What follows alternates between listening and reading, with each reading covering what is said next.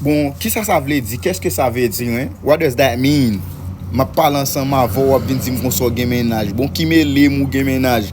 Et ou m'vle oui, c'est ou m'vle pour moun mwen oui. Et ou m'vle pour nous mwen oui. Ou dire comme ça, oh, qui ça m'vle faire ensemble avec monsieur? Li simple chéri, ça m'vle faire ensemble avec monsieur, cherchons l'autre ménage bali.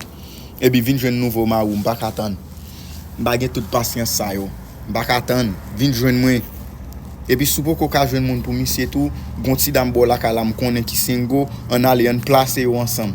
Parce que m'pa financer méchant, m'pa prendre on amène et puis pour me quitter 2000 vide. On la gen ti sabot la kala nan men.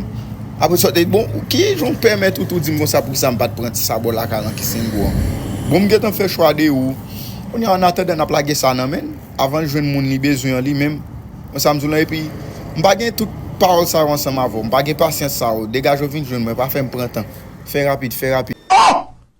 Son bail terrible ça, John. Yeah.